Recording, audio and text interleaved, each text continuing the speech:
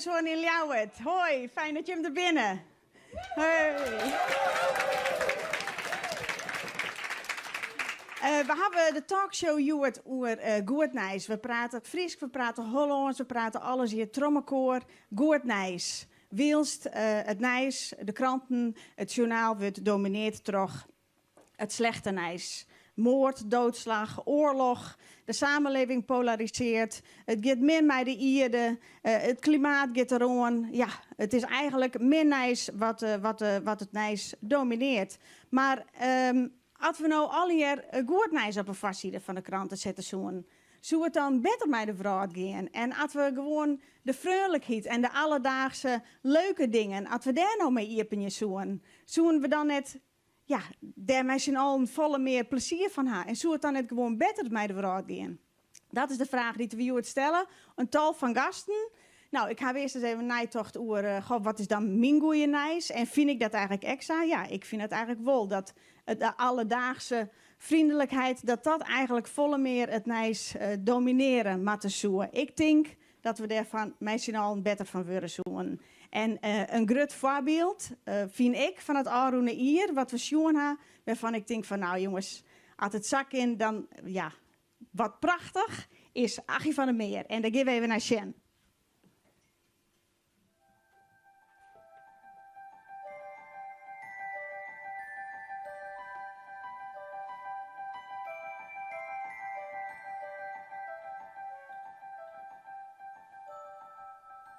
Omdat ik niet alleen naar buiten kan, denk ik moet het er maar op wagen om gewoon buiten te gaan staan. En moeten mensen weten dat ik graag wil dat ze, als ze dat willen, even een eindje duwen. En dus staat daar duwen, mag. En dat doen mensen zomaar. Het gaat eigenlijk heel makkelijk. Zo. Ja, dankjewel. En dan red je het zelf verder? Ja, zeker. Hoi. Ja, zeker. Ja, er komt er weer iemand die mij een eindje duwt. Ik kan niet alleen op pad, nee. Ik kan wel een eindje lopen, even zo met mijn voeten, maar dan niet ver, dus dan kom ik nergens. En stoep af, stoep op, dat lukt natuurlijk ook niet. Dus daar heb je altijd mensen voor nodig. Maar die zijn er genoeg. Ja, dat. Ik doe het dan misschien ook even over de brug. Als dat zo moet, dan doe ik dat meteen. Wat zei? Als dat zo moet, dan doe ik dat meteen. Ja, het zou fijn zijn. Ja. Als het erop aankomt, zijn de meeste mensen natuurlijk leuk.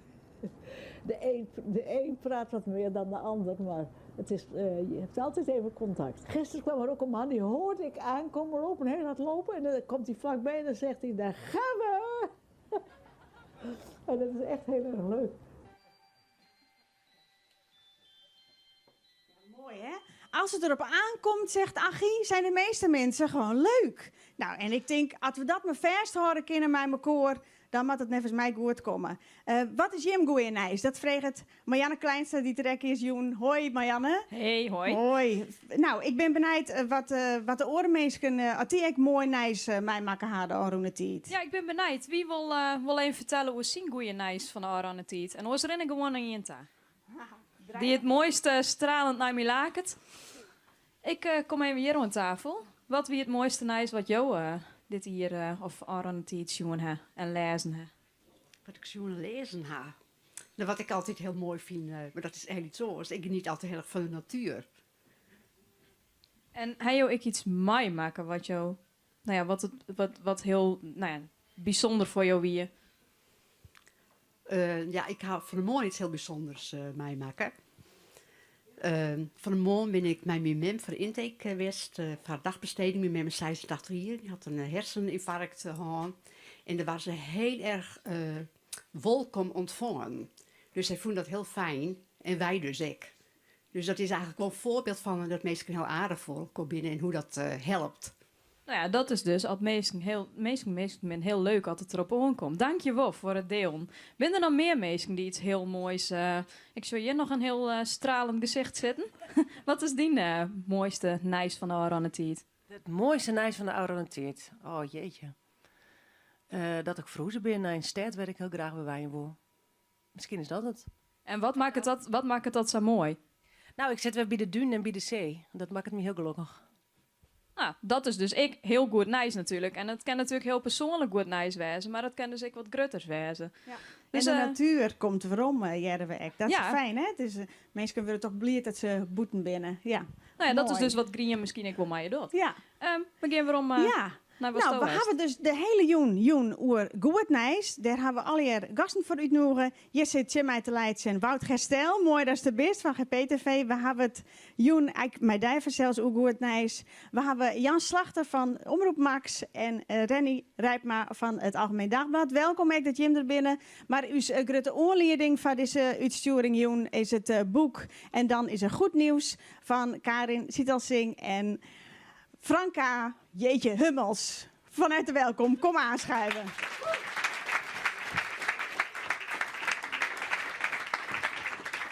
Hoi dames, welkom. We gaan over in het Nederlands, Franka, want dat is jouw moedertaal. Precies. En daar ik passen wij spreek ons geen graag Fries. bij aan. Ik had het boek en dan is er goed nieuws. En dan nu het goede En nieuws. dan nu het goede nieuws. Wat was de aanleiding voor jullie om dit boek te schrijven? Karen. De aanleiding was een column van Marijn de Vries in het dagblad Trouw van 2 jaar geleden ongeveer. Ze had een column geschreven over een wethouder in Noordwijk die eigenlijk heel erg moest bezuinigen. Maar in plaats van bezuinigen investeerde die juist heel veel geld in de noodlijdende sporthal in de gemeente. En daar knapte eigenlijk die hele gemeente knapte daarvan op. Kinderen die te zwaar waren, die gingen weer lekker sporten. Mensen die al heel lang geen werk meer hadden, die gingen biertjes stappen achter de bar. Eenzame ouderen hadden een plek om te gaan klaverjassen. Dus dat was eigenlijk gewoon een hele fijne beslissing om tegen de stroom in iets te doen. En wij werden daar zo blij van, omdat het zo'n ander bericht is dan al die dingen die jij net noemde. Hè? Het klimaat en moord en doodslag en ellende en dood en verderf en allemaal van dat soort dingen. Dat wij dachten van, er moeten toch meer mensen te vinden zijn die iets kleins, groots doen. En waarom gaan we die niet opzoeken? En jullie zijn in het dagelijks leven ook journalist. Ja. Dus je had er ook voor kunnen kiezen om naar je eigen hoofdredacteur of eindredacteur te gaan en te zeggen, god, waarom mag ik niet eens wat vaker schrijven over goed nieuws? Dat soort dingen doen we ook. Alleen het is niet per se dat we nou vinden dat er echt te weinig nieuws in het gewone nieuws is. Dus het is niet dat we nou negatief zijn over het nieuws. Het is best logisch dat vervelende dingen veel aandacht krijgen. Omdat nieuws is wat afwijkt van de norm. En gelukkig gaat er echt heel erg veel goed. En het is dus iets dat afwijkt van de norm, meestal iets dat niet zo goed gaat. En wij wilden ook juist graag in dit boek ook verhalen uitdiepen die je eigenlijk in de krant ook wel kan doen, maar dan in een korter berichtje. Dan heb je misschien 500 woorden en dan vertel je wat iemand doet en dan zet je dan een punt. Terwijl wij ook in het boek juist echt ook graag wilden ingaan op wat die mensen dreef, wat voor werkelijke of minder werkelijke beren op de weg ze tegenkwamen. Dus het was voor ons, wij houden alle twee er ook van om positief nieuws te brengen, goed nieuws te brengen bij onze normale opdrachtgevers. Ja. Maar toch was dit boek voor ons nog wel echt iets extra's. En was er dan gelijk een markt voor? Was er gelijk een uitgever die zei, oh ja, goed nieuws, daar heb ik zin in? Ja, eigenlijk wel. Ja, ik kom heel lang over. Ja, dat was Ja. zo. En wat we ook nog hadden met waarom een boek en geen artikelen. Als je het in een boek vat en een kafje eromheen doet, dan wordt het ook een soort van wat dwingender of zo. Ja. Van een soort antwoord van, de hele wereld gaat naar de galamiezend. Nou, hier, lees dit maar eens dan. En anders blijft het zo wat versnipperd. Ja. En het is blijvender. De verhalen dan horen ook krant. bij elkaar hierdoor. Ja. Okay, ja. Ja. En hoe zijn jullie aan de verhalen gekomen? Hoe hebben jullie dat aangepakt? Nou ja, deels gewoon door ons eigen werk te doen. Omdat we natuurlijk journalist zijn. Zijn we altijd op zoek naar verhalen. Dus ja, gewoon journaliseren, zeg maar. Misschien met een iets andere bril op zoeken naar deze verhalen. Heel veel kenden we eigenlijk ook al uit ons eigen netwerk. Omdat we er wel eens over geschreven hadden of van gehoord hadden. En veel praten met vrienden. Ja, dat via. iemand doet je een suggestie en dan denk je, ja, ik vind het leuk, maar ja. En dan googelen en dan kom je iets anders tegen en dan denk je, oh, dit is leuk. Dit is met 1 concreet voorbeeld zo gegaan. En toen zei ik dat aan Karen, oh, dit is leuk. En toen zei Karen, oh, maar ik had ook iets gehoord over, oké, weer googelen. En dan komen zo 5 stappen verder. En was het dan makkelijk te vullen? Ja. Was er plenty goed nieuws? Ja? En waarom zijn dan precies deze degene die het boekje hebben gehaald? Nou, we wilden graag niet alleen maar mensen die iets goeds doen. Er zijn heel veel mensen die hele goede dingen doen, maar het moest ook heel verrassend zijn. We wilden niet alleen de wow-factor, maar ook de huh-factor. Dat je denkt, maar hoezo dan een onderwaters, een snorkelaar in de Leidse grachten, hoe dan? Ja. En die verrassing, dat vonden we heel belangrijk. Je zei, nieuws is toch de norm van nieuws is dat het afwijkt van het normale. Ja. En is dat dan ook, moeten we dat maar zo laten? Dat het inderdaad het nieuws, het negatieve, domineert? Of zouden we daar gewoon van af kunnen stappen? Nou, we kunnen wel preciezer kijken. Ik bedoel, vaak wijkt ook iets positiefs af van het normale. Of Ja. bijvoorbeeld over hoe we politieke verslaggeving doen. Ons boek is niet politiek. Maar bijvoorbeeld in politieke verslaggeving zie je ook dat als een project wordt gestart en het lukt, dan komt het niet meer in de krant. Weet je, we zouden ook zo kunnen kijken, inderdaad. En ik denk dat dat geen kwaad kan. Dus dat je ook best practices uit de politiek, gemeentepolitiek, wereldpolitiek, projecten wel wat meer voor het voetlicht brengt. Dus ik ben daar op zich wel voorstander van. Maar dat je in je nieuwskeuze vaak ook negatieve dingen brengt, dat vind ik eigenlijk heel logisch. Oké. We gaan straks verder naar het boek. We gaan even naar Marianne, die staat naast Koen Haringa. Want die heeft ook wat goed nieuws te melden over het poppodium Asterix. Marianne. Ja, Koen, jij hebt goed nieuws te melden, want jullie gingen weg uit de Blokhuispoort. Allemaal treurig en helemaal sad. Maar nu heb jij goed nieuws. Vertel. Nou ja, het was niet per se super treurig hoor, want ik denk dat het goed is om weg te gaan en iets anders te gaan doen. We hebben nu net 4 nieuwe shows aangekondigd, of 4 nieuwe locaties. We hebben dit jaar nu zo uitgekozen om op verschillende plekken verschillende soorten programma te gaan maken. En de eerste 4 locaties waar deze eentje van is, die zijn er net uit. En dat zijn? Dus Neushoorncafé. We gaan naar Triater toe, de Koperen Tuin en Zaderschaaf. En wat gaan jullie daar doen? Ja, kijk, wat we eigenlijk zo in de Blokhuispoort, waar we de afgelopen 8 jaar zaten, daar hadden we natuurlijk ook een aantal vaste randvoorwaarden. En die hebben we nu dus ook vaarwel gezegd. En bijvoorbeeld hier, dat weet eigenlijk niemand, maar er zit een 24-uursvergunning op. Dus daar gaan we natuurlijk dan mee spelen en daar ook proberen het programma op af te stemmen. En we moeten natuurlijk wel een beetje bij onze eigen identiteit blijven, vinden we. We hebben bijvoorbeeld Broken Brass Ensemble in de Koperen Tuin. We hebben een Seewolf plaatpresentatie in Triater. Zulke soort dingen. Super tof. Stel nou dat je een vaste stek in Leeuwarden zou mogen kiezen, waar je je vast mocht vestigen. Of voor een langere periode. Waar zou je dan willen zitten? Even los van de fysieke locatie gaat het mij meer, denk ik, om de omgeving. En een omgeving waarin waar misschien niet al te veel regels zou zijn. Dat klinkt natuurlijk een beetje punkerig, maar het heeft daadwerkelijk volgens mij veel nut. Omdat je daarin ook meer ruimte hebt voor creativiteit. Kijk, Asterix is natuurlijk altijd een ondernemende club geweest. Hè? Bijvoorbeeld Welcome to the Village, zulke soort dingen die komen daaruit. En dat komt niet alleen maar uit onze eigen koker, maar vooral ook door de invloeden van andere mensen zo in de Blokhuispoort. Als ik hardop mag dromen, tuurlijk hebben we dan een goed podium, een klein podium, maar hebben we vooral een heel erg creatieve en inspirerende omgeving. En in Leeuwarden, waar zou dat dan nu op dit moment zijn? Ja, dus dit is hardop dromen. Bijvoorbeeld postsorteercentrum, als je die mag vullen met creatieven, dan heb je daar een briljante plek.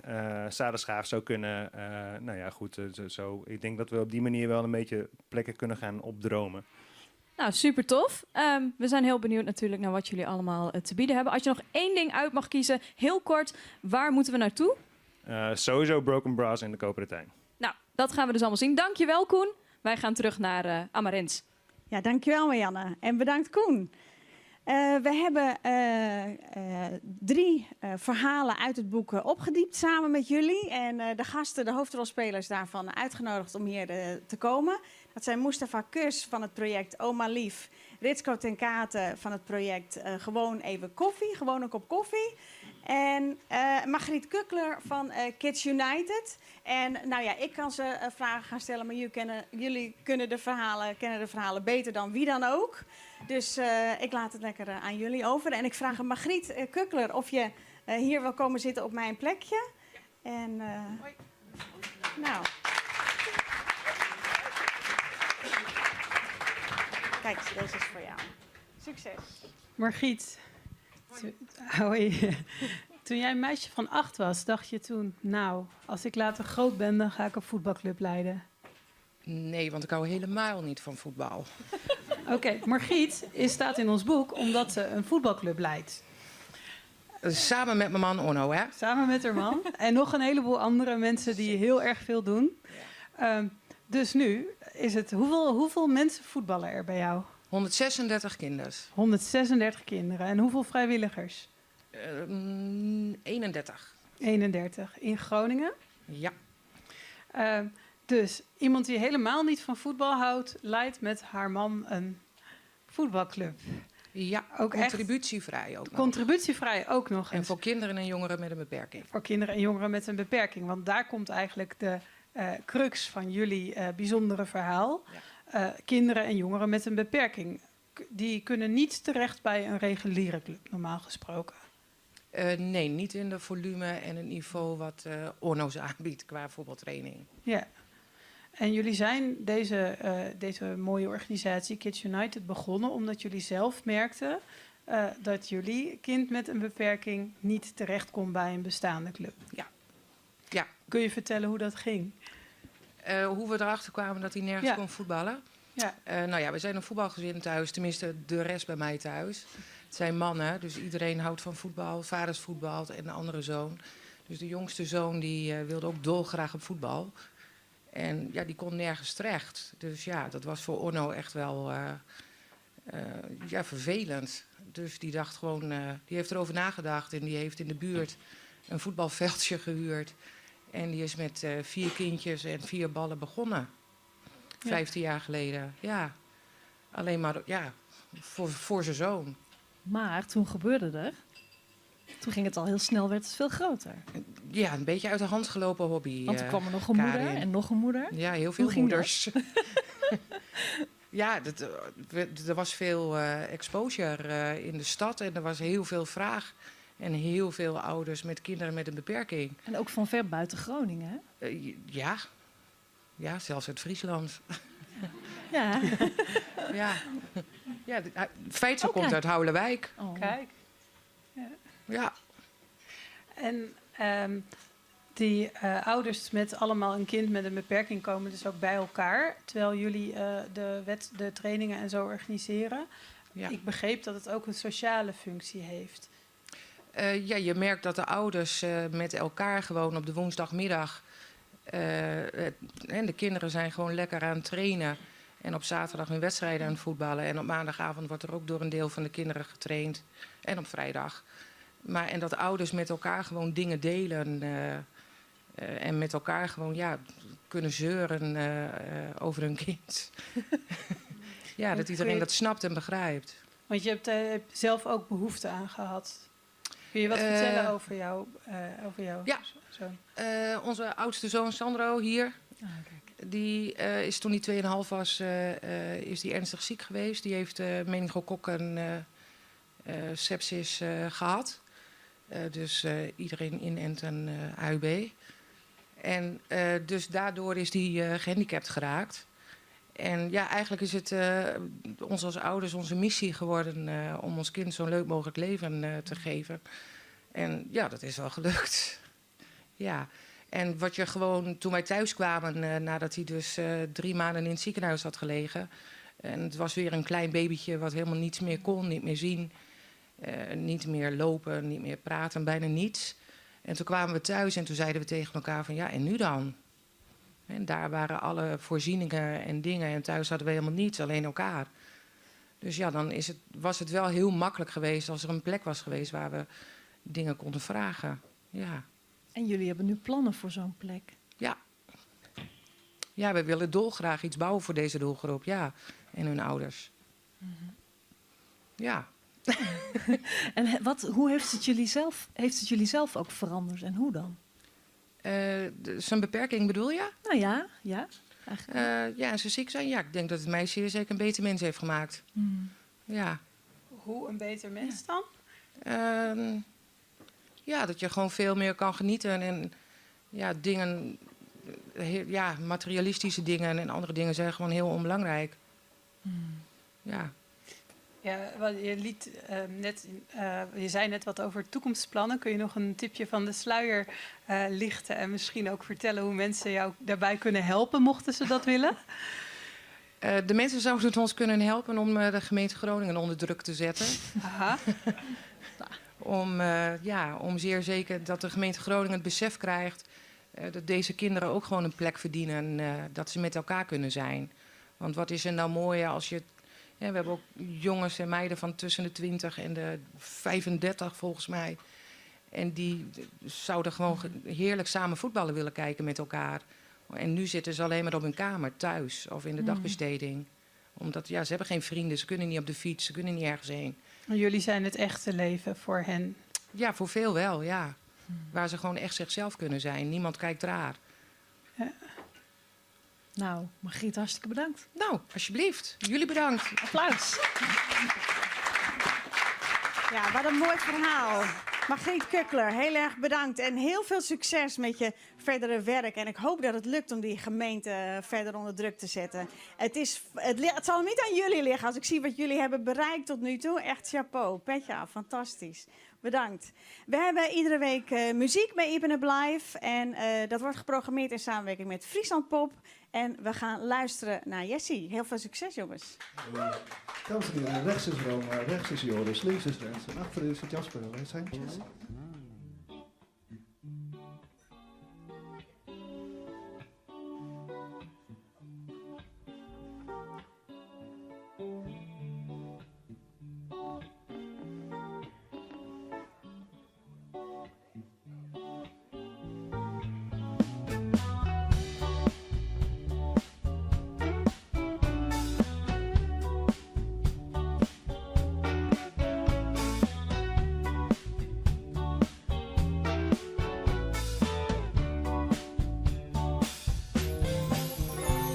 Come on, boy. Holly man, don't cry. They don't let a tear pass by to what's in front of their eyes. How I know they don't feel any pain. Love belongs to the same that never did. That makes it all okay. Oh boy, why spend your time over greed? Ah, girl, you got to make yourself at ease.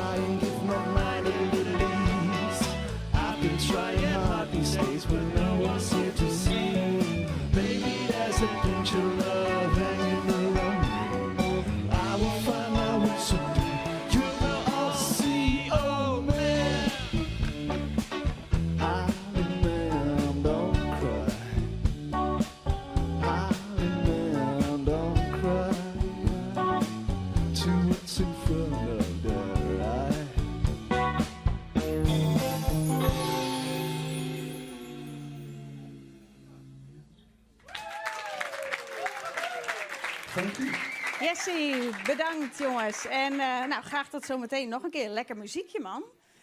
Intussen zijn aangeschoven Jan Slachter van Omroep Max, van harte welkom. En Renny Rijpma van het Algemeen Dagblad, van harte welkom.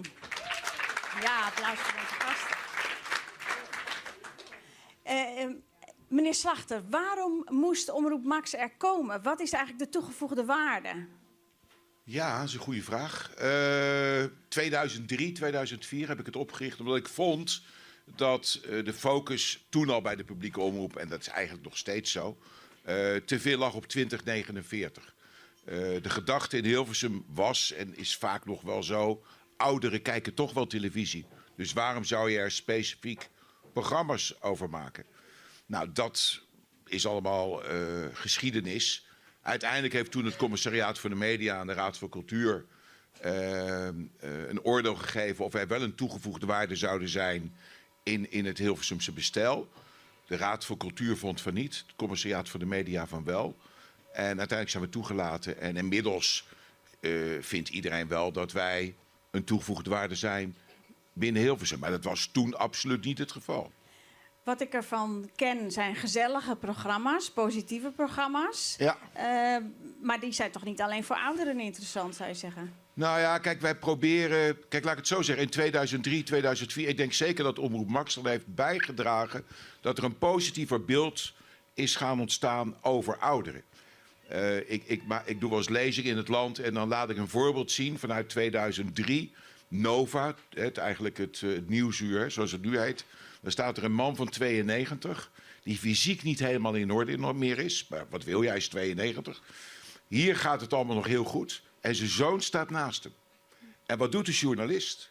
Die vraagt aan de zoon, hoe gaat het met vader? Ja. En die man staat ernaast. Dus die heeft zoiets van, hallo, ik kan ook nog wel praten. Dus vaak als ouderen in beeld gebracht worden in die tijd, was het ziek, zwak en misselijk. Publiek, zoals hier vandaag, als er een show was in Hilversum, er werd er altijd gezegd, bloemetjesjurken achterin. Maar die mochten niet in beeld komen. En je ziet nu, 2019, dat zelfs de commerciële omroepen en ook Hilversum, de publieke omroep, veel meer met ouderen doen, dat er programma's over gemaakt worden. Niemand schaamt zich er meer voor. En wij laten het ouderdom zien zoals het is, met zijn zonnige kanten. Ja. Maar we weten ook wel dat met het ouder worden ook wel wat mindere kanten zijn. Die benoemen we ook. Maar het is niet allemaal kommer en kwel. Als je bijvoorbeeld kijkt op programma's We zijn er bijna, hè, waar 60, 70-plussers met elkaar op vakantie gaan met caravans. Ja. Ik zie daar nog geen, wat ik ervan ken, nog geen zagrijn. Hoe benoemen jullie dat? Zagrijn. Ja, Ja, zagrijn. maar waar zie ik dat terug in jullie programma's? Nee, dat zie je niet, denk ik, zagrijnigheid. Bijvoorbeeld, ja, kijk, natuurlijk is er wel eens een keer wat. Dat merk je dan meestal onderling. Hè. Als een man een auto moet parkeren met een camper achteruit, dan hoor je die vrouw wel mopperen. Van, ja, zie je, wat had ik het nou maar gedaan? En er is een enorme kras op die caravan. Ja. Maar wij registreren, weet je wel. Maar ik denk dat het mooie van Max is dat wij midden in het leven staan. En dat je juist ook als je 70 of 80 bent of 90 bent, nog steeds een heel belangrijke bijdrage kan leveren aan de samenleving. En dat zien we om ons heen gebeuren. En dat is goed nieuws, weet je. En daar waar ouderen vroeger werden afgeschreven. Tot slot, ik had een oom en een tante, en dan praat ik over de jaren 70, 75. En de man werd 65. En belde toen mijn moeder op en zei, het is gelukt. We hebben een plekje in het bejaardentehuis. God, jeetje. Ja, maar dat was in die tijd zo. Ja. Je mocht heel blij zijn als je dan een plekje had in het bejaardentehuis. Ja. En ze gingen samen hand in hand. Kerngezond. Ja, het leven, het was voorbij. Je was gepensioneerd. Dat was in die tijd echt zo. En ze zijn er ook nooit meer uitgekomen. Ze zijn wel oud geworden. Maar nu 65... Ik word het deze week. Ja. Nou, jonge god, toch? Ja, zeker. Voor de mensen thuis trouwens, of hier in de zaal, als u mee wilt praten over het onderwerp of vragen hebt voor Jan of Renny, dan horen we het graag. Daar reageren we gelijk op. Renny Rijpma, Algemeen Dagblad. Ja, van vroeger ken ik het als vooral de sportkrant. En later toch een beetje meer richting Telegraaf. Misschien een beetje het schreeuwerige nieuws. Mm-hmm. Waar staat het Algemeen Dagblad volgens jou in het spectrum van nieuwskranten? Nou, wel een herkenbaar beeld wat je schetst, hoor ik heel vaak. Ik denk ook vaak, zijn mensen die waarschijnlijk de krant niet zo lang gezien hebben.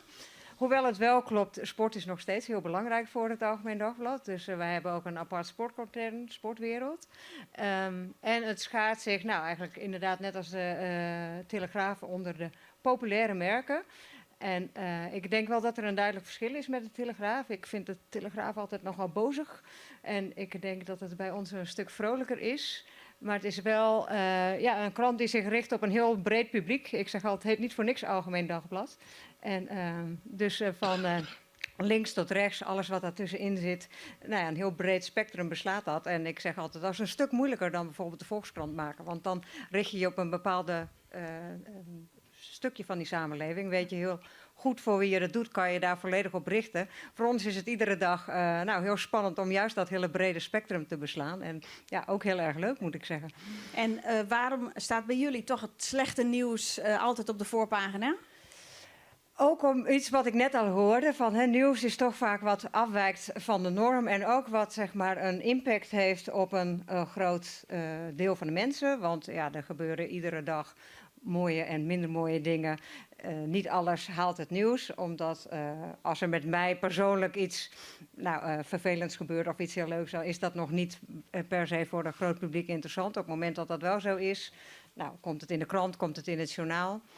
En het is niet een heel bewuste keuze om daar negatief nieuws of slecht nieuws op de voorpagina te zetten.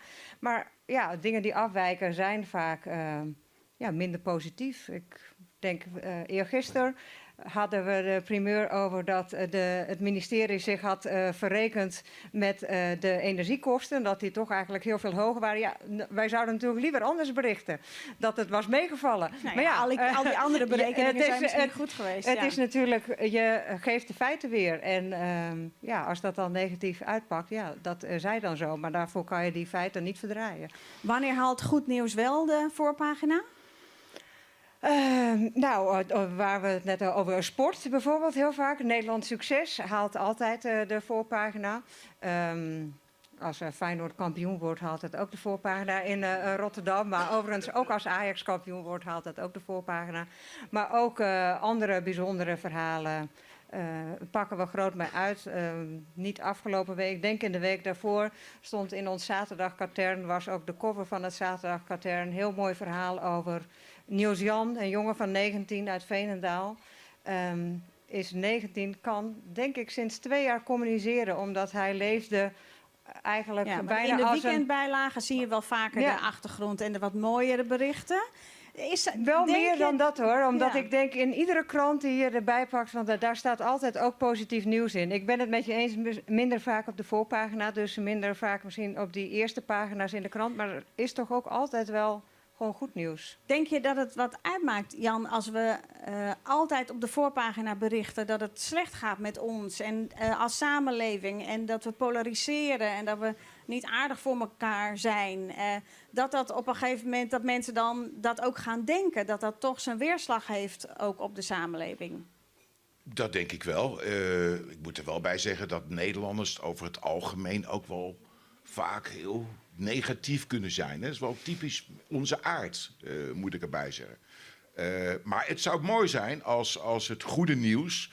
Kijk, als je kijkt naar de politiek, het is natuurlijk. Ik snap heel goed het onderwerp van we zouden eigenlijk alleen maar goed nieuws op de voorpagina willen hebben. Maar helaas is de realiteit anders. Maar er moet wel een evenwichtig beeld ontstaan van wat goed is en wat minder goed is.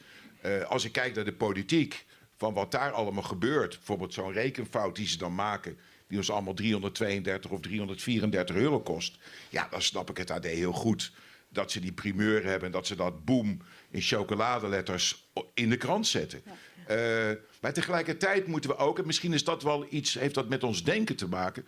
Kijk, wij hebben ons aangesloten bij de Nationale Coalitie tegen Eenzaamheid. Dat is een initiatief van minister De Jonge. Die was ooit wethouder in Rotterdam. Die heeft toen meegemaakt als wethouder dat er een bewoner in Rotterdam 10 jaar lang dood in haar appartement lag. Dus iemand werd 10 jaar lang door niemand gemist. Niemand die zei, waar is mevrouw Jansen? Want haar betalingen gingen via de Maatse incasso. Haar huur, haar gas, haar water en haar licht. En toen heeft hij gezegd, ik ga wat aan de eenzaamheid doen in Rotterdam. En nu hij minister is, wil hij dat ook gaan doen. Kijk, eenzaamheid, als je het woord uitspreekt en als je weet hoeveel mensen er in Nederland eenzaam zijn, onder ouderen, maar ook onder jongeren, dat zijn gigantische aantallen. Dat zijn grote percentages. Nou kun je zeggen, oké, daar gaan we een mooi achtergrondartikel over schrijven. Eenzaamheid leidt tot zelfmoord, leidt tot depressiviteit, medicijngebruik. Nou, wij hebben ons aangesloten bij de Nationale Coalitie tegen Eenzaamheid. Er zijn allerlei bedrijven die eraan meedoen. Bijvoorbeeld de ANWB, Albert Heijn, de Jumbo. Nou, en hebben jullie dat als omroep gedaan? Ja, als omroep hebben wij gezegd... Hebben de media een rol wat jou betreft? Ja, we hebben een hele grote rol.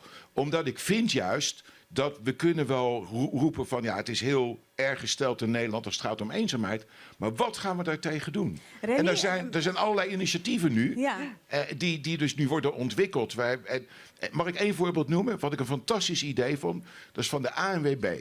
Dus gewoon, en dat heet Auto Maatje. Mm-hmm. Nou, wat wil dat zeggen? Je woont in een wijk of in een dorp of in een gemeente... en jij hebt een auto...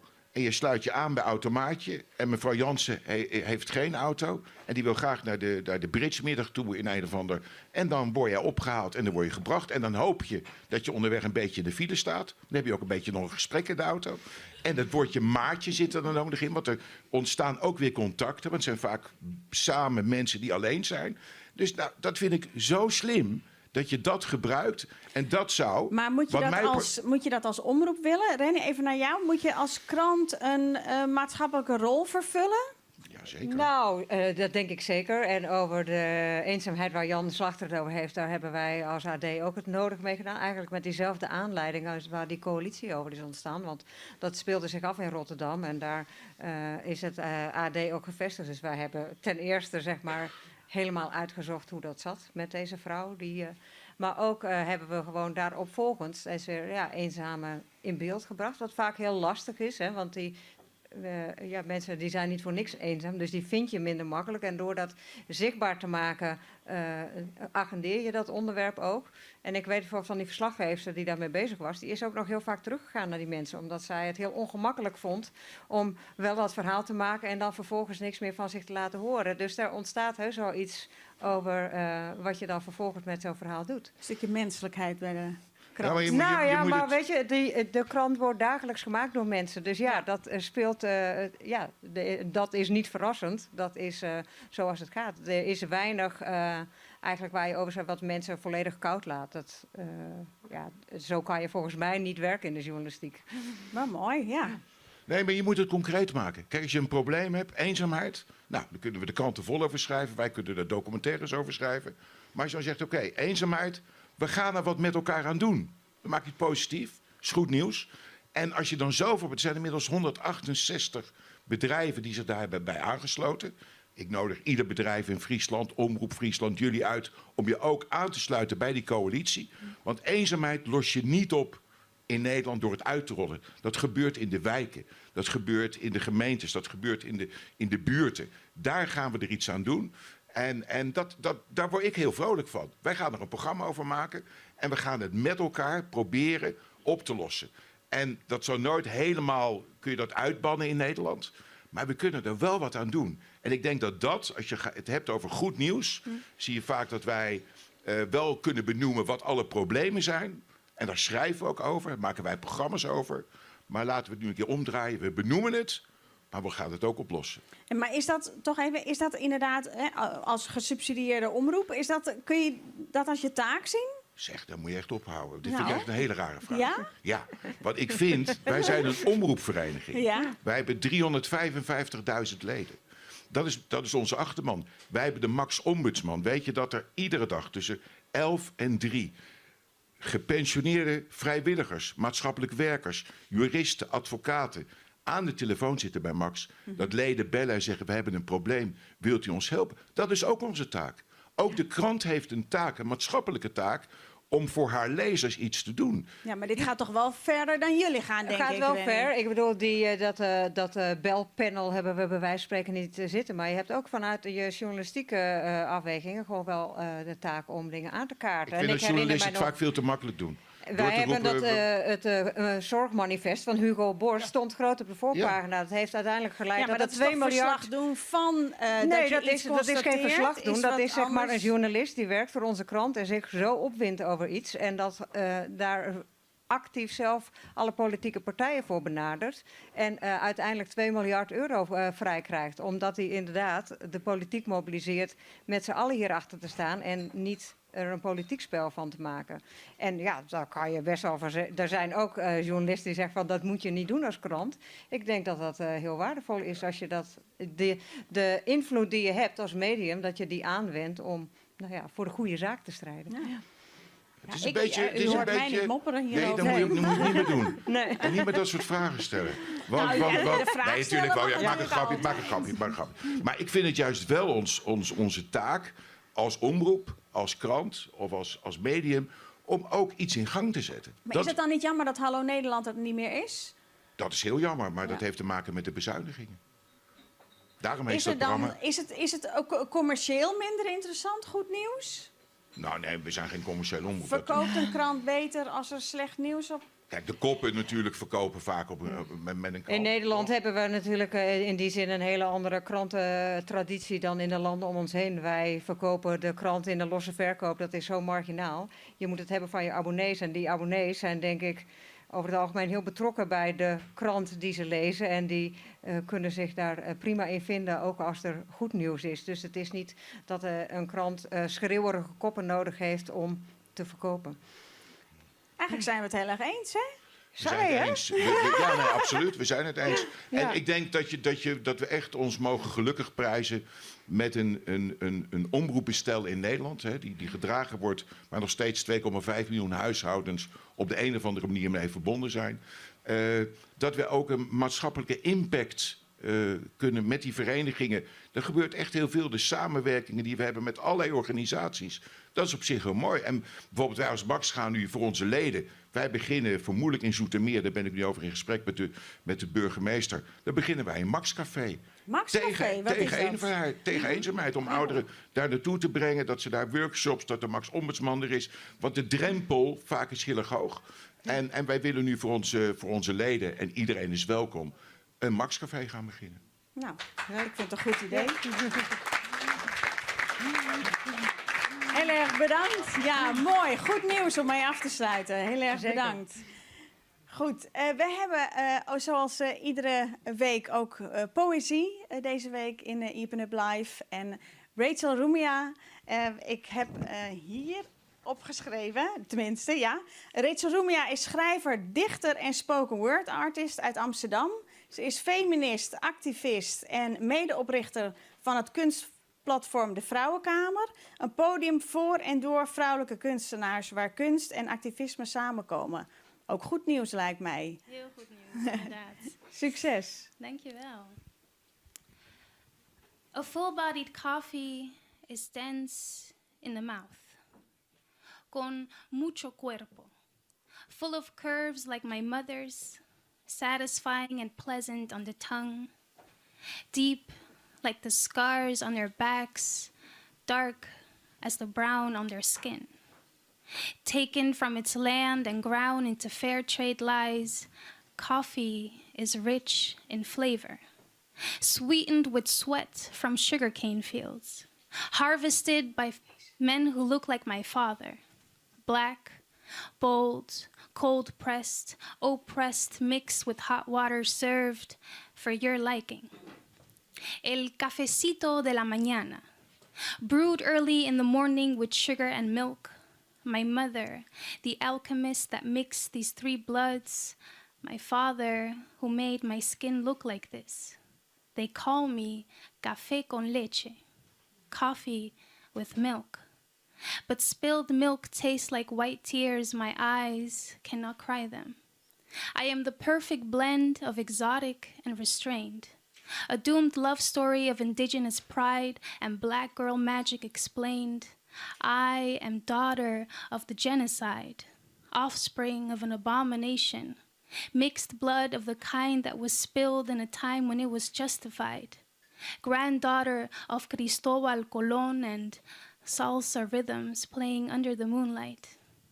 I am the sway in the hips of my not yet mother, and her mother, and all the women I carry in my blood. I am all the lost girls searching for their bodies to bring back home. I'm a walking contradiction of everything I stand for. Afro-Latina, piel morena, camina con mucho swing, doesn't always know which way to go, doesn't know where she fits in. So is blood still pure when it's mixed? Is the coffee still rich when it's stolen? Is the honey still sweet when it drips from their swords, or am I spilled milk on my grandmother's legs forced open? Can you still taste the aroma on my skin? Is café con leche bitter? Is the flavor lost? Do I look like him? Dankjewel. Rachel Romay, dames en heren. Heel erg bedankt. We mogen straks nog luisteren naar een mooi gedicht van Rachel Romay.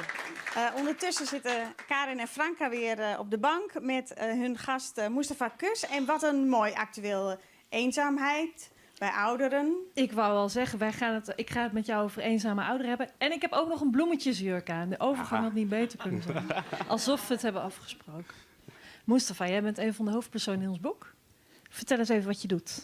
Waarom je in ons boek staat. Ja, ik heb het project en het gelijknamige stichting Oma Lief opgericht. En wat wij doen is heel simpel. Wij proberen om menslievendheid door te geven aan elkaar. En met name tussen autochtoon en allochtoon. Wij adopteren vereenzaamde Nederlandse bejaarden met allochtone jongeren. En hoe je het nu vertelt is het heel meta. Maar concreet gaan er elke vrijdagmiddag jongeren met een koekje bij een opa of oma op bezoek. Ja.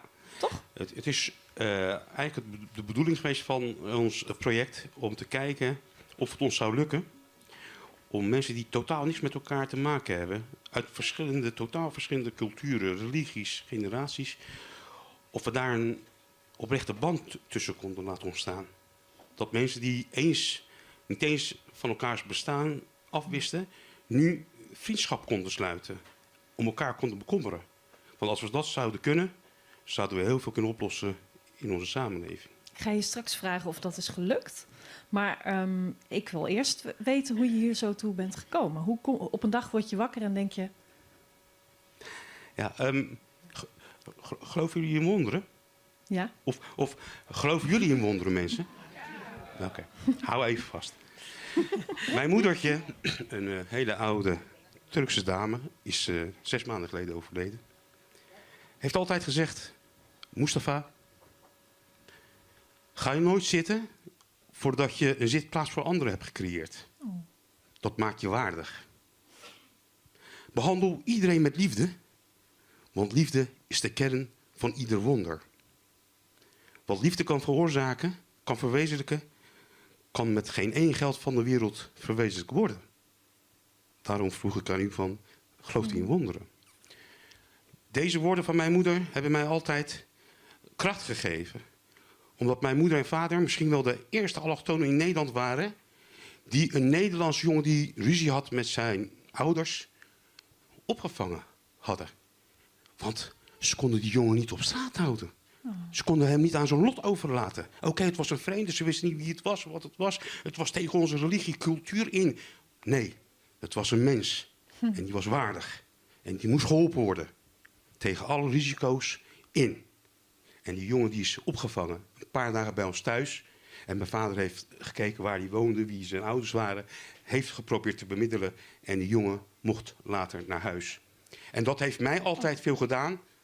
Van, ja, ik wil ook wat betekenen. Zodat ik mijn ouders waardig ben. Wauw, wat mooi gezegd. Maar hoe kom je dan bij eenzame ouderen en bij jongeren? Ja, mijn moeder vroeg een keer aan mij, voordat ze stierf: zoon, dit volk heeft mij zoveel goeds gedaan. Maar ik ken geen Nederlands, ik ken hun taal niet. En ik weet ook niet hoe ik het zou moeten. Maar ik zou dit volk mijn dankbaarheid willen tonen. Maar dat lukt mij niet. Zou jij dat voor mij willen doen?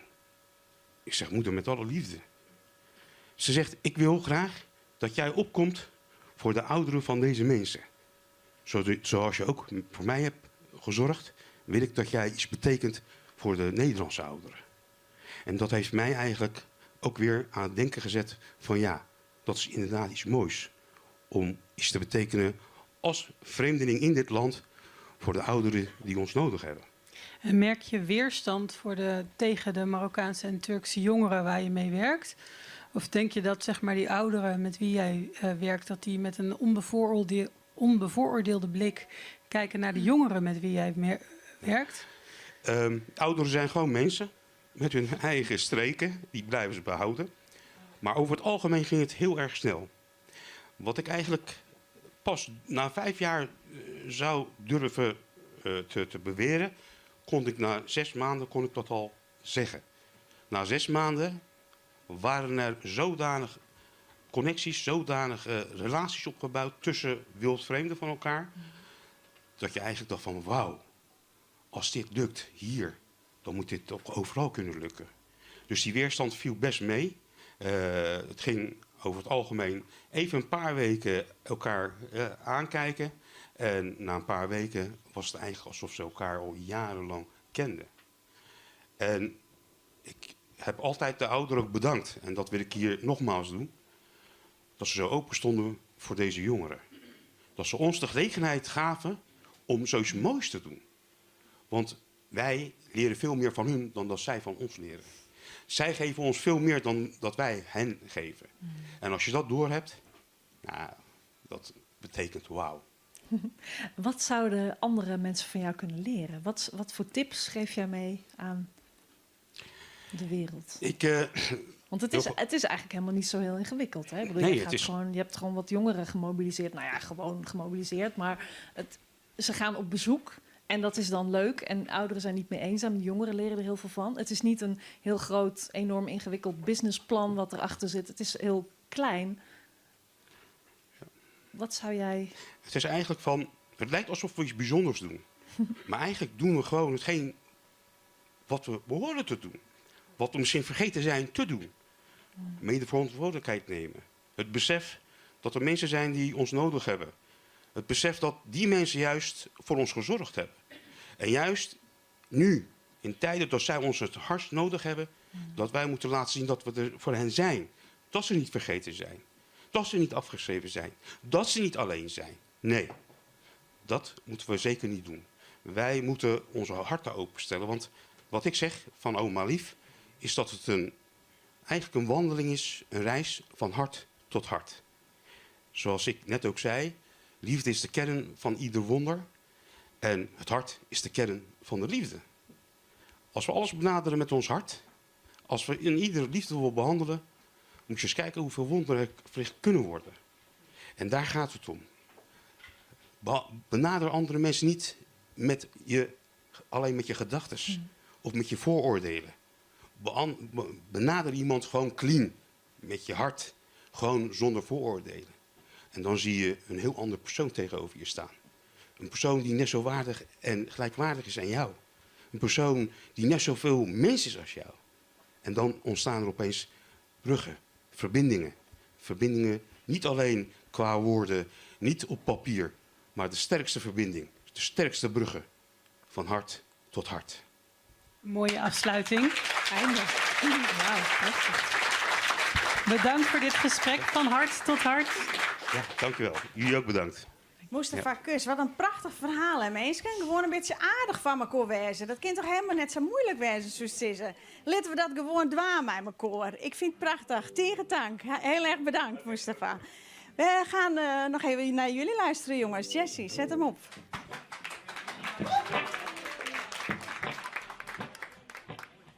One, two, three, four.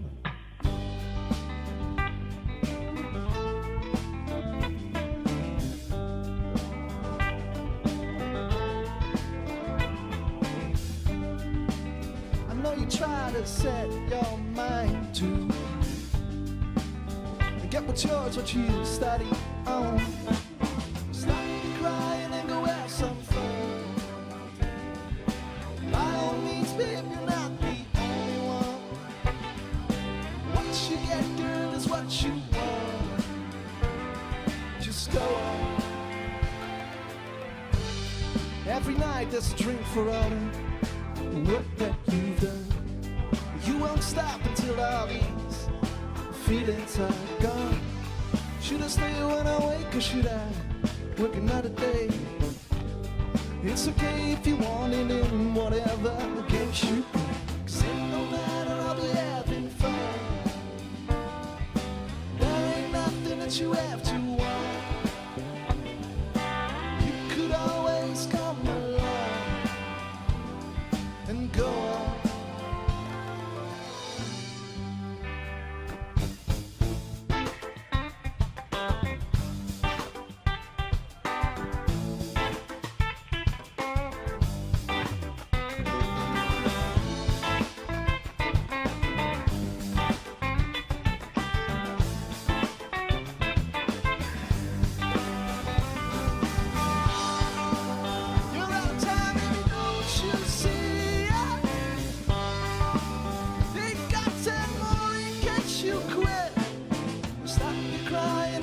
Some fun.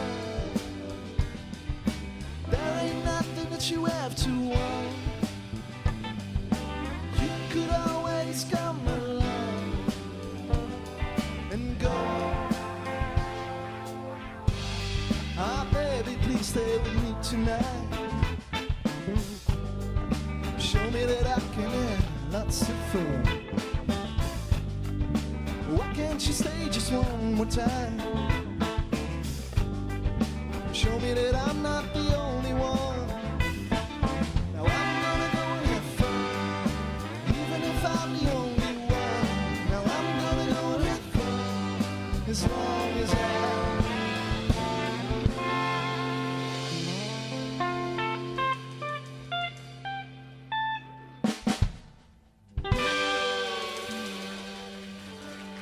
Thank you. Lekker muziekje, man. Jessie, tegen dank, jongens. Leuk dat je hem er bent. Hartstikke mooi. Karin en Franka, ja, het laatste prachtige verhaal alweer waar we naar gaan luisteren. Ik ben benieuwd. Ritso, ten Kate uit Groningen. We hoorden net van Mustafa Kus het idee van een wandeling van hart tot hart. Nou, die term die deed mij denken aan gewoon een kop koffie. En dat deed mij weer denken aan hoe Karin en ik elkaar kennen. Wij kennen elkaar dankzij Ritso. Hij heeft ons gekoppeld. Hij heeft ons gekoppeld. Hij kende Karin uit Groningen en mij van sociale media. En hij dacht, jullie hebben iets wat jullie interessant... Precies, jullie moeten eens koffie drinken. Nou ja, zien wat er van gekomen is. Al het werkboek schrijven, gedoe. Maar gewoon een kop koffie is ook de naam van jouw project. Initiatief. Projecten zijn eindig. Goed, ook goed. En je hebt een filmpje meegenomen om mensen inzicht te geven in... Het is eigenlijk een uitnodiging. Ja, maar zullen we eerst naar het filmpje kijken? Ja, precies, de bedoeling. Dus dit is ook bedoeld dat iedereen lekker in beweging komt. Hè? Dus dit filmpje niet kijken als informatie, maar kijken als prikkel. Laten we gaan kijken. Als je 5 dagen op straat leeft, dan voel je je geen mens meer. Je stinkt. Je bent moe, je schaamt je. Je durft mensen ook niet meer recht in de ogen aan te kijken. Laat staan met hun te spreken. Mensen kijken jou ook niet meer aan. Dus neem je ook die moeite niet meer. Je wordt een dier, een roofdier, die overleven moet. Word dan maar een mens.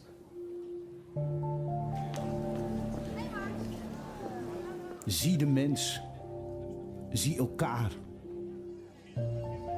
Maak eens een praatje. Drink samen een kop koffie. Gewoon koffie.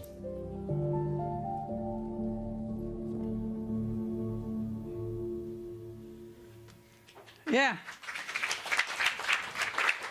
Jij ging koffie drinken met een dakloze die je tegenkwam. Ja. En dat heeft je leven veranderd. Ja. Hoe? Nou, nogal. Het begon tussen Johnny en mij, de riepenverkoper in Groningen. En hij straatkrant. De straatkrant. Ja. En hij vroeg mij of ik een krant van hem wilde kopen. En ik zei, nou joh, ik hoef jouw krant niet. Maar hoe kan ik je wel helpen? En toen zei hij op zijn beurt van, nou ja, ik heb jouw hulp niet nodig. Maar in de Oosterstraat zit een mevrouw en die vraagt mij regelmatig naar binnen voor gewoon een kop koffie. En word ik heel blij van. Want dat is dan niet dat ik bij een of andere consulent langs ga dat we een moeilijk gesprek hebben over mijn verslaving of zo. Maar gewoon even van mens tot mens. En hij zei, daar word ik heel blij van. Ga ik daarna naar mijn hoek om de krant te verkopen. En zij gaat aan het werk en dat doen we regelmatig. Dus ik zeg, nou, zullen we een koffie doen dan? En zo begon het. En dat was zo mooi. Hij heeft 18 jaar gezworven. Dat heeft hij overleefd.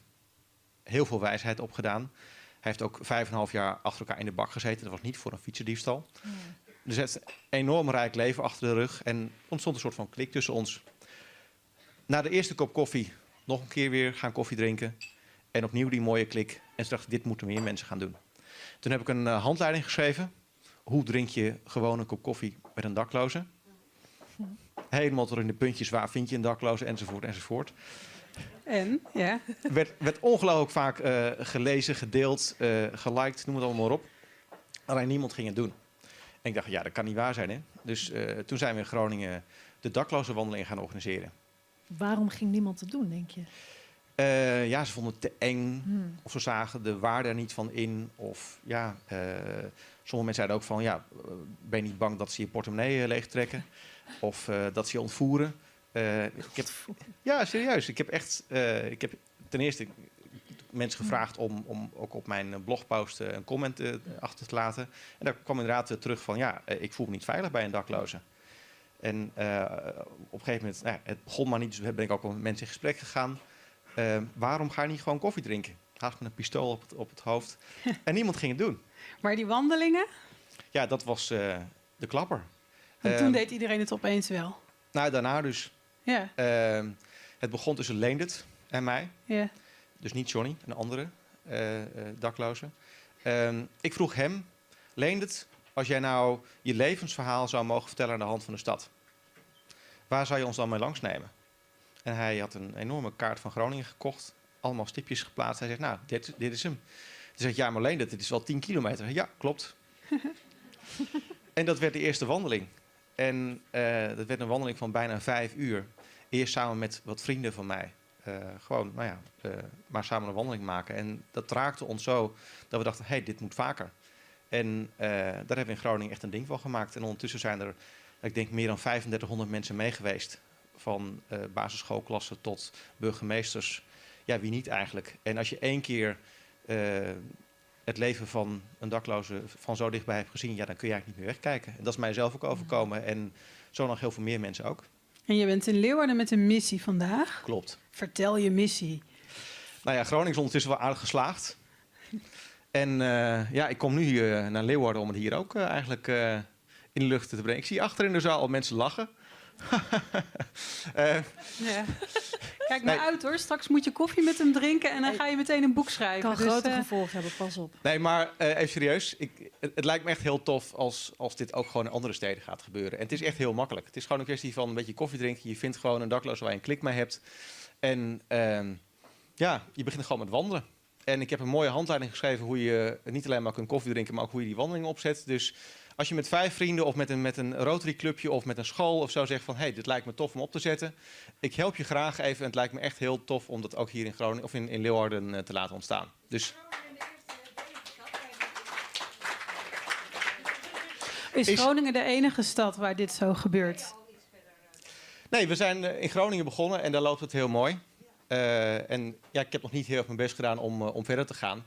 Maar ja, deze prachtige uitnodiging, ik dacht zo'n mooi platform. En Groningen en Leeuwarden lekker dicht bij elkaar. We snappen elkaar wel. Dus ik dacht van, nou ja, het moet hier ook wel kunnen.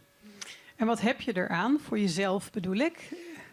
Er was een rit zo voor gewoon een kop koffie en een rit zo na gewoon een kop koffie. Het was gewoon, ik heb ook gestudeerd, maar ja, dit heeft me zoveel meer gebracht. Het is gewoon, je ziet alle paradigma's in mijn leven kwam een vraagteken bij te staan. Over rijkdom, over werk, over vriendschap, over familie. Ik ben met heel veel minder oordeel naar de wereld en naar andere mensen gaan kijken. Ik denk dat ik heel veel meer mens ben geworden door gewoon een kop koffie. Het is niet alleen jezelf, het is niet alleen een ander helpen, het is ook voor jezelf heel waardevol dus. En dat is ook, in totaal hebben we in Groningen ongeveer 100 meewerkers aan boord gehad. In oude termen noem je dat ook wel vrijwilligers. Ik heb die term bewust gemijd. En al die mensen deden gewoon mee om er iets zelf uit te halen. En geen geld, maar iets anders. En dat is ook eigenlijk hoe ik het hier zou willen verkopen. Je haalt er zo ongelooflijk veel uit. En het kost heel weinig. Gewoon even een paar keer wandelen met een dakloze. Hoe bereiken mensen jou, die ook bijvoorbeeld via de livestream meekijken en denken, oh, maar dit wil ik? Even googlen op Ritzo, R-I-T-Z-O. Of even googlen op gewoon een kop koffie. Dan vind je me denk ik ook wel. Of durf jullie boek kopen. Dat kan ook. Ja. Wat überhaupt een heel goed idee is. Daar staan nog heel veel meer mooie verhalen ook in. Dus jullie boek kopen, dat is het gouden tip. Waar vinden mensen jullie boek eigenlijk? Dit was niet waar ik op aanstuurde. Ik stuurde aan op het daadwerkelijk voor elkaar krijgen van jouw mooie plan hier voor de stad. Dat snap ik. En volgens mij zijn... Ik help graag. En ik heb een mooie handleiding. Hij is er straks nog. Drink een kop koffie met hem. En, of een biertje. Heel erg bedankt voor je mooie verhaal. En jullie heel erg bedankt voor jullie verhaal. Fantastisch. Ritzo ten Kate, fantastisch. Tierentank, mooi dat je er wist. Nou, misschien dat er orenmensen binnen die nog een vraag hebben aan Ritzo. Dat ze direct nou als zin hebben om een kop koffie of een biertje mee te drinken. Dan ken dat. Is er iemand die dat vragen wil? Renny had een vraag. Die is beantwoord, ja? Ja, zal ik maar in het Nederlands doen? Ja. Dat lijkt me wel het makkelijkst. Ik vind het fantastisch wat je doet. En ik denk dat het ook hier zeker kan aanslaan. Ik denk zelfs dat er... Ik ken de daklozen hier niet zo, maar... Je hebt er maar één nodig. Nou, ik kan me voorstellen dat als er een dakloze is die een heel mooi verhaal heeft... dat hij misschien wel vaker met mensen op pad kan... zelfs met meerdere, dat hij als een gids mensen iets kan laten zien wat hij allemaal heeft meegemaakt. Natuurlijk moet hij zoiets goed voorbereiden. Maar dat zou zo'n persoon natuurlijk een geweldig gevoel geven. Dat zijn ego daardoor wordt vergroot. Jan zit een beetje tussen ons in. Ja, oké, goed Jan, dankjewel. Ja, ik denk dat dat heel waardevol is. Hè? Dat zo'n persoon een zelfbeeld dat is de essentie ongeveer van gewoon een ego koffie. krijgt. We hebben in totaal 12 gidsen in het zadel geholpen in Groningen. Die dus met z'n 12 ongeveer 3500 mensen mee de straat op hebben genomen. Dus inderdaad elke keer met groepen. Inderdaad een enorme boost voor hun zelfvertrouwen. Dus ja, dat is eigenlijk de essentie. Ja. Dus gaan we doen, lijkt mij zo. Heel mooi, fantastisch. Ritzo ten Kate, wist je nog? Je bent hier nog de hele avond. Zeker. Om vragen te beantwoorden. Het zou natuurlijk fantastisch zijn als zoiets een spin-off kan krijgen in Leeuwarden. En dat we ook hier een stukje kunnen groeien. Zeker. Namens, vanwege dat mooie plan. Dames, nou laat ik het dan toch ook nog een keer goed zeggen. De titel van het boek. En dan nu het goede nieuws. Hoe verkoopt het eigenlijk? Ja, wel. Ja. Goed nieuws. Dus er is wel behoefte aan. Ja, zeker wel. Ja. Fijn. Ja. Nou, Frank en Karin, heel erg bedankt dames voor jullie komst. Fantastisch. Fijn om het met elkaar te kunnen delen. Er staan veel meer mooie verhalen in. We gaan nog even luisteren naar Rachel Rumia met gedichten. Dankjewel.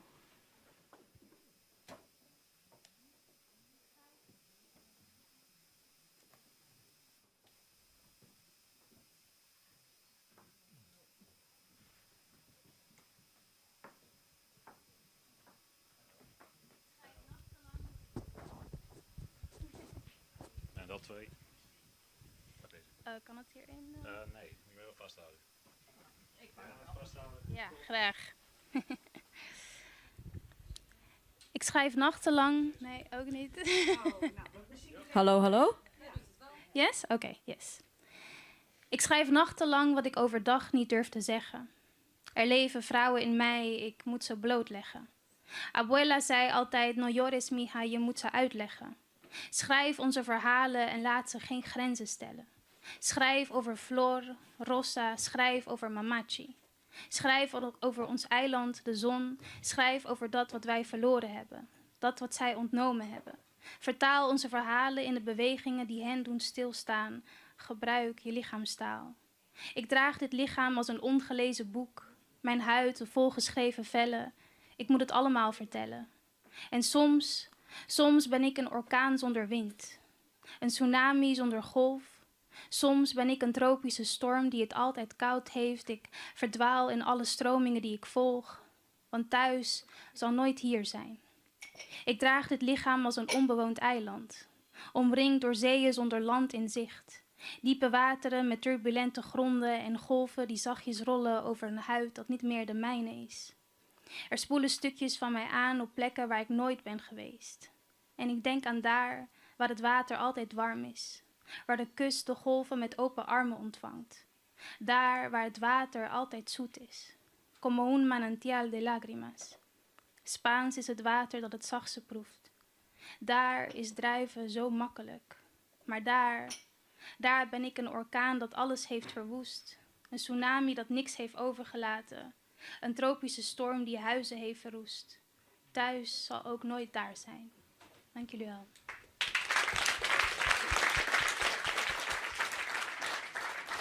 Bedankt Rachel Roemia en succes met je project. Ja, ondertussen is aangeschoven Wout Gerstel. Van harte welkom. Dankjewel, Annemaris. Ja, leuk om elkaar weer eens te zien zo. Het is even Hè? geleden, hè? Ja. Hoe gaat-ie? Ja, lekker, hè? Een beetje pensionado, maar... Ja, journalist ben je tot aan je dood, hè? Dat is ook zo, dat is ook zo. Mis je het GPTV-werk? In eerste instantie was het heel raar, hoor. Vooral als je ergens in de rij stond, als je naar binnen moest. Dat was een nieuwe ervaring. Ja, precies. Want je hebt natuurlijk ook voordeeltjes van het werk gehad al die jaren. Ja, natuurlijk, ja. Leuk. Je staat altijd vooraan als Dat bedoel ik journalist. maar. Dat Ja. zat ik nou weer, dus dat Ja, klopt leuk, wel, ja. leuk. Waarom moest GPTV er komen? Nou, eigenlijk het goede nieuws. Ik had inderdaad altijd, ik ben al een jaar of 40 journalist natuurlijk, maar altijd het gevoel van je moet er wat leuks van kunnen maken. En ik ergerde me bijvoorbeeld aan nou laat ik eentje die van de laatste jaren is nemen. De oliebollentest. Sorry mevrouw van het Algemeen Dagblad. Wel een hele beroemde inderdaad De oliebollentest. Ja. Dat vond ik zo zuur. Echt? Maar als je dan iemand op de 93ste plaats had in Wolvenga, Ja. dan maakte ik er het nieuws van dat hij de beste van Friesland was. Ja, nou ja, en terecht. Ja. Maar dan ben je natuurlijk wel een vreemde eend in het bijt. Dat balletje, dat vind ik heel erg mooi. Zo heb ik me vaak gevoeld. Jij bent die gele bal. Ja. Fantastisch, ja. En wat heeft het jou gebracht om die gele bal te zijn? Nou, financieel niks. Maar wel ontzettend veel plezier. Ik heb het mooiste vak, wij hebben het mooiste vak van de wereld. Je komt overal, je bent overal bij. Je kan je er overal tegenaan bemoeien. Dat is ook wel een sterke kant die ik heb. Ik vind het altijd anders. Maar goed, ja, dat is de aard van het beestje. Maar het is natuurlijk een prachtig vak. Ik ben er ooit toevallig ingerold omdat er een advertentie in het Harlingen Nieuwsblad zou komen. Dat er een journalist gezocht wordt. En toen ben ik daar naar binnen gegaan en heb gezegd, dat ben ik. Was ik helemaal niet, maar goed. Wat vind jij van toch de negatieve tendens in de kranten? Ja, en in het nieuws? Ik denk dat veel journalisten... Nee, laat ik het... Meneer Ten Kate, die naam deed mij denken aan Laurens Ten Kate, de oude hoofdredacteur van de Leeuwarden Courant 50 jaar geleden. Die man die kon altijd er een zwing aan geven dat het toch weer een glimlach op je gezicht bracht. En dat mis ik in het nieuws. Want er is zoveel goed nieuws. Het moet de wow-factor hebben, hoorde ik vandaag. Nou, ik heb wel een wow-factor. Ik ben ontzettend blij. Ja. Mijn vrouw heeft 2 maanden geleden een herseninfarct gehad. Zo. Ja, nee, dat is hartstikke fijn, want het gaat hartstikke goed. Ja, nu weer. Ja, maar het is de schrik op dat moment. Ja. En we hebben elkaar aangekeken en gezegd, en nou moeten we verder. Hoe werd er door de andere journalen aangekeken tegen GPTV? Heb je daar een beeld van? Het gekke broertje. Ja. Ja, dat geef je dus toe. Oké, nee, dat... Nou ja, dat denk ik wel, ja. Ja, toch niet helemaal. Nee, hè? een beetje raar. Ja, een kind met een handicap, ja. Wat vond je daarvan? Of wat vind je daarvan? Dat heb ik altijd gebruikt. Zie je wat, het licht gaat zelfs uit. Dat heb ik altijd gebruikt. Ik vond dat wel een mooie geuzetitel. Dat je niet helemaal serieus genomen wordt door de collega's is niet erg. Als die anderen je maar serieus nemen. Wie zijn die anderen? De kijkers. Ja, precies. Ik zal nooit vergeten dat ik een reportage op de landelijke tv van de onvolprezen omroep had. En dat daar in Sneek de vraag gesteld werd, wat is er nou zo leuk aan GPTV? En toen dacht ik, die journalist die heeft het begrepen. Die stelde niet de vraag, wat vind je van GPTV? Maar die legde het antwoord er al in. Maar wat vonden mensen dan zo leuk aan GPTV, denk je? Dat datgene wat je normaal op straat zag gebeuren, dat ook op tv kwam. Dus dat het niet een Hooghaarlemmerdijkse meneer moest zijn, dat de gewone man zijn ei kwijt kon en uitgesproken kon raken. Dus niet een knipje hier, een knipje daar. Dat was ook nodig, want we waren met veel te weinig mensen en we moesten de tijd vullen. Dat is de eerlijkheid die dat gebiedt.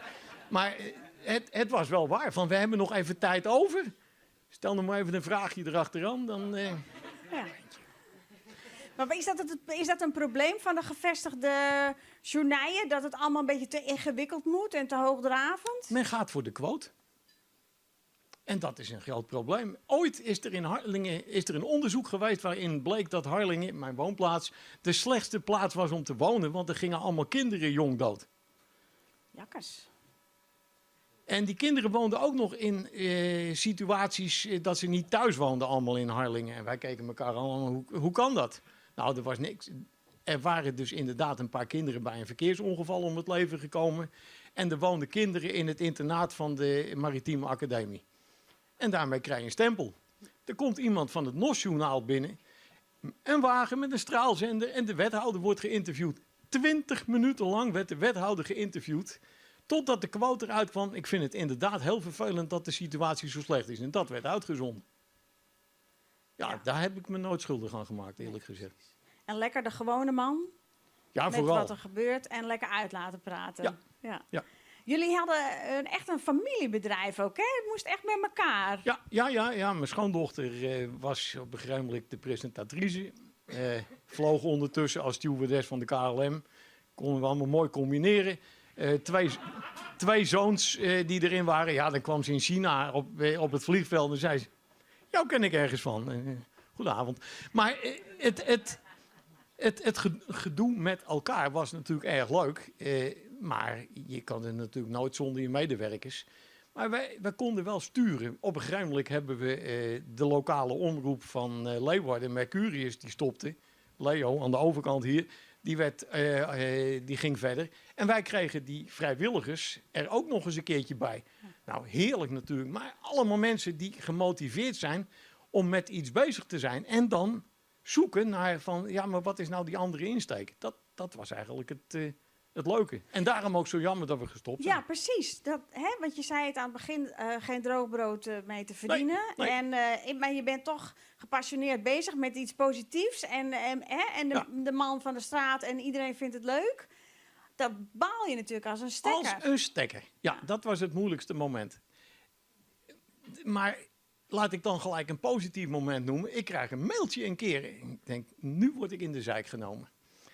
Een mailtje van Wiebo van der Linden. Dus wij kijken elkaar aan, nou daar gaan we op reageren. Dus bellen naar dat nummer. Het bleek dus de Wiebo van der Linden van Tros Actua en dergelijke te zijn. Die in Gaarsterland woont en ons had bekeken. En vroeg, kan ik ook bij jullie als vrijwilliger mee gaan doen?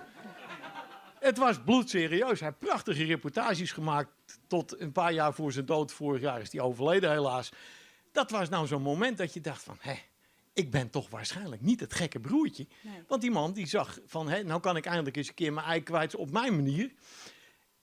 Maar dat gevoel... en dan hebben we het natuurlijk over commerciële omroep bij ons. Maar wij konden elke dag een kwartier, 20 minuten tv maken... op een budget van 3 ton op jaarbasis. De omroep heeft 14 miljoen. Dan ben je natuurlijk ook het gekke broertje als je dat probeert. Maar waar ging het dan mis? Want de commercie viel weg. De adverteerders die gingen naar de social media. Zeiden ze, ik ben ze er nooit tegengekomen. Maar het werd wel zo verkocht. Want je moet toch een smoes hebben om niet te hoeven adverteren. Het is dus gewoon, er was geen markt meer om maar is er geld dan binnen geen te halen. vraag naar het goede nieuws? Naar het gekke broertje? Nou ja, dat hebben we bijvoorbeeld bij Venster op Friesland. Het samenwerkingsverband met Omroep Friesland, Leeuwardenkrant, Fries Dagblad gehad. Een van de onderwerpen die het eerste ter sprake waren, was het project in Groningen. Met koffiedrinken. En die rondwandelingen, dat hebben we dus toen geprobeerd als journalisten van de 4 media om dat te lanceren. Het bleek gewoon alweer om financieel-technische redenen toen niet mogelijk. Fijn dat het nou wel kan lukken hoor. Ik ben er helemaal mee eens. Want dat is natuurlijk waar je het goede nieuws kan creëren als journalisten. De vraag van, zijn we daar journalist voor? Ja, daar zijn we journalist voor. Maar was er dan toch te weinig vraag naar, toch te weinig kijkers als de adverteerders weggingen? Ja, dat is nou een van de vragen die je niet kunt beantwoorden. Of er te weinig kijkers waren. Nog steeds. Ik heb zo nu en dan een kwaaltje, want je wordt 71. Hè? Dan loop ik door het ziekenhuis en dan word je herkend. Van, hé, jij bent toch die kerel die... En ik ben al 4 jaar niet meer op de buis geweest. Je wordt herkend. Daaraan kun je zien dat er gekeken wordt. Maar op basis van de kijkcijfers kan het natuurlijk helemaal niet met die paar kastjes die er in Friesland staan. Is het waard geweest? Ongetwijfeld. Voor jou? Ja, zeker. Ja, zeker. Omdat ik... nou, laat ik het anders beantwoorden. Ik zou gelijk weer beginnen. En dan ook met de wetenschap van nu dat ik er niks aan verdien. Nou, dat is toch mooi. Ja. Maar geldt het ook voor de familie? We hadden het net even over uw vrouw, die gelukkig weer gezond is. Hoe was dat voor jullie, die hobby? Ja, het ging vanzelf. Ze waren gek genoeg, die familie. Ja, je moest. Dat was geen punt. Ze had niks te vertellen, joh. Bent u desondanks wel trots op uw man? Zeker, ontzettend trots. En heeft het 30 jaar volgehouden. Wat wil je dan nog meer? Dus ondanks dat jullie hem wel moesten, was dit het allemaal zeker meer dan waard? Meer dan waard, ja, zeer zeker. En als je dan over positief nieuws praat... Zij heeft het met me volgehouden, want volgende maand zijn we 50 jaar getrouwd. Nou, kijk, Dus- gefeliciteerd! Ja, dat is toch prachtig? Nou, fantastisch. Dus heel mooi. Wat positiviteit maar tot stand kan brengen. Ja, Ja. fantastisch. Nou, heel erg bedankt. Ja, en omdat we je toch heel erg missen, Wout. Je kan het niet menen. Nee, hebben we een verrassing. Vertel. Nou, en Meijde Talma, die hebben we gevraagd. Meijde zelf? Ja. Hoi. Hoi. Om een ode te brengen eigenlijk aan Wout, hè, omdat hij het zo verdiend heeft. We kennen meneer Wout Gerstel niet, maar nu wel. Dus het heeft dan weer toch weer mooi positief opgeleverd. Ik geloof dat jij nooit bij ons op de zender geweest bent zelfs. Nee. Nou, zie je, dat hebben we toch zwakke punten gehad. Ik herken er wel mijn oude bandgenoot Nick de Vries. Die heeft hem wel eens gezien. Ja. Nou, mooi. Nou, toch fijn dat dan zo goed best om zo'n mooie versje van de meid te jongen. Nou ja, dat is mooi. Dat moeten we even afwachten. Maar ik heb mijn best gedaan. Ja. Ook in Harlingen ligt het nieuws op straat. Dan moeten we wel even opnieuw en met geluid. Ja.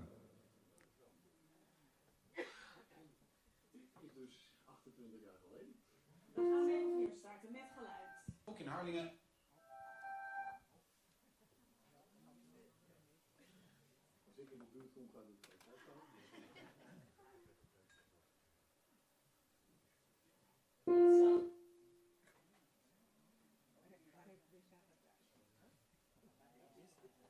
Ook in Harlingen ligt het nieuws op straat, of in de wei natuurlijk.